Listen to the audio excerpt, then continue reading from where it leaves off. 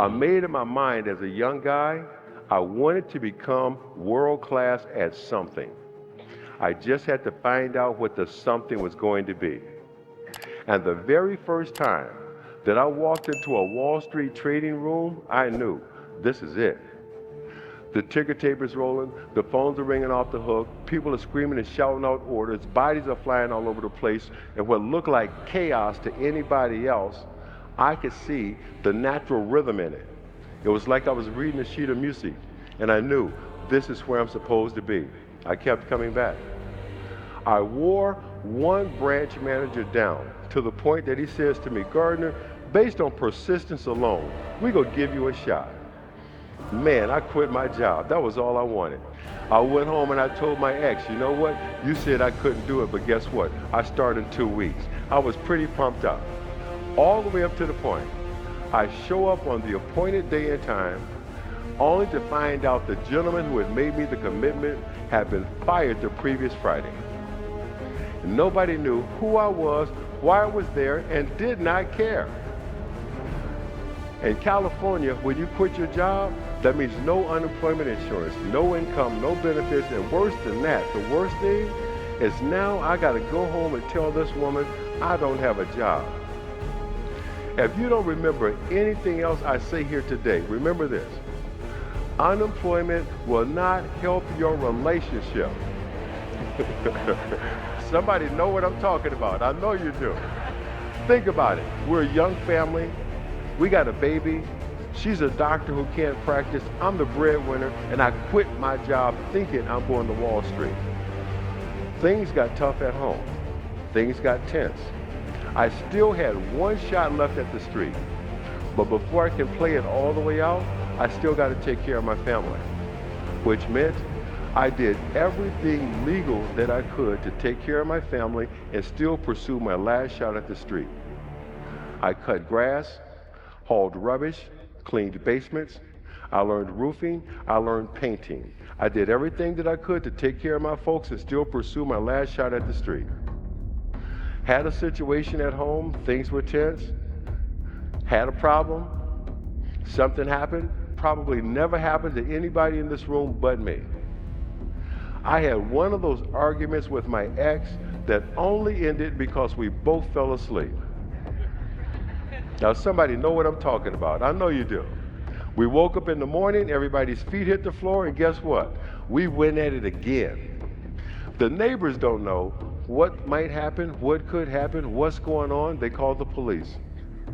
The police come, they want to make sure everything is fine, take her over here, calm her down, talk to her, take me outside, calm me down, talk to me. And one of my friendly Berkeley police officers doing his job says, do you mind if I search your car? No, sir, go ahead, no problem. Searches the car, nothing. Then again, doing his job says, well, let me just run this license plate through a computer. That was it. With interest, I had $1,200 in unpaid parking tickets, all of which I'd accumulated the previous year trying to interview in downtown San Francisco. Double parking, illegal parking, late to feed a meter.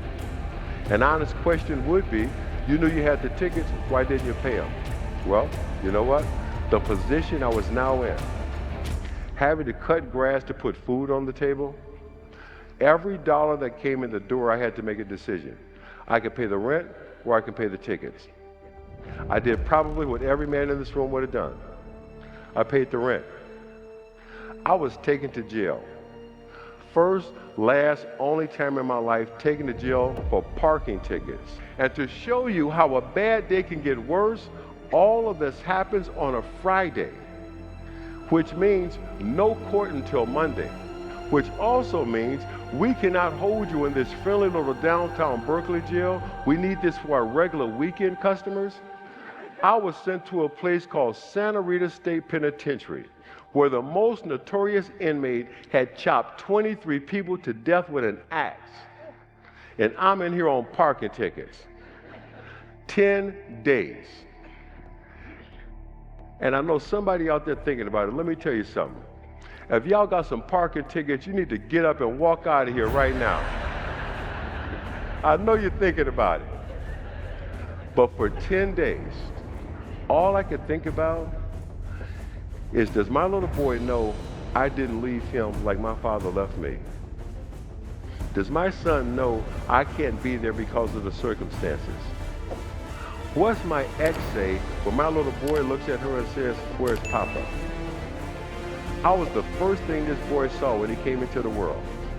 I was the first thing he saw every morning. I was the last thing he saw every night. And if you've never been forcefully separated from your child, that's an experience that I will pray you never have. Something more pressing was happening. My last shot at Wall Street, my last opportunity was set up the day before I'm to be released from prison. Something happened and nothing or anyone will ever convince me it was anything other than the hand of God. There was a telephone and there was a prison guard. And I said to this guard, I got this one opportunity to work at one of the finest firms on Wall Street. I've been pursuing this for 1 year. I've got to reschedule this one appointment. Will you please let me make this call? No hesitation, without thinking. The guy dials the number and hands me the handset and the cord behind the bars. And the conversation is brief and to the point. "Mr. Costello, hey, it's Chris Gardner. Something has come up. Can we reschedule? Blah, blah, blah. Set it up day after tomorrow. Beautiful." You ever know something in your gut? I'm released from prison. State of California satisfied. Something told me. You ever just not need somebody to tell you something? You just knew it. I went to the place we used to call home in Berkeley, California. And I looked through the window. And I knew they were gone. This chick took everything but the dust. Most importantly, she had taken my little boy. But I still had to go on this job interview. In the film, you saw Will Smith show up wearing blue jeans with paint all over him. I wasn't just wearing blue jeans, I was wearing bell-bottom blue jeans.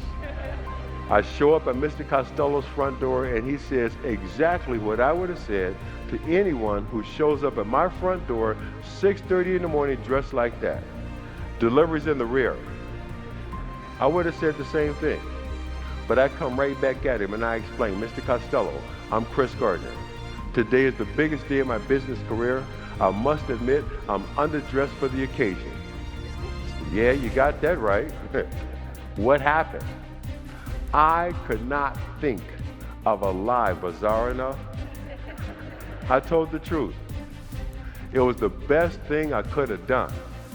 Turns out, Mr. Costello had been married and divorced 3 times.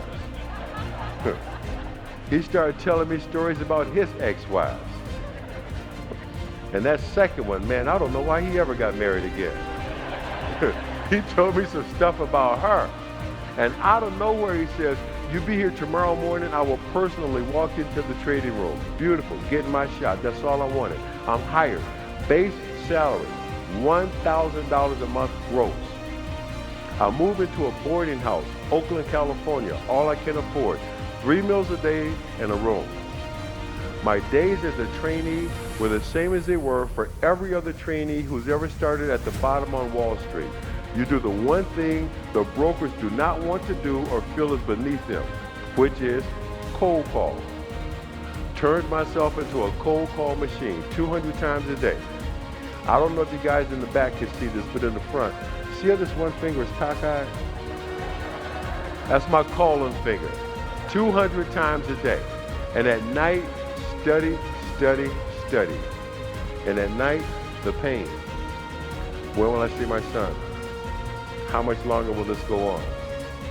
My ex and I, unfortunately, were in that space where sometimes the adults start acting like children.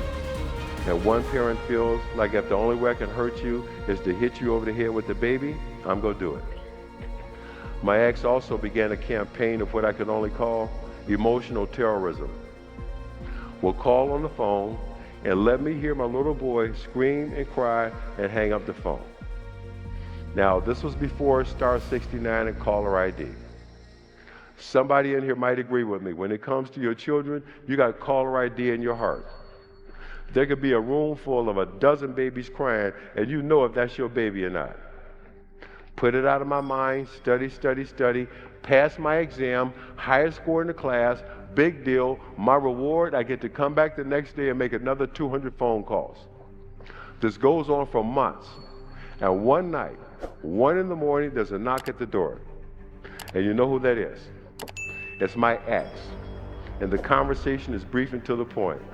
I can't do this anymore. Here, it's your turn. Just like that, that's how we became homeless.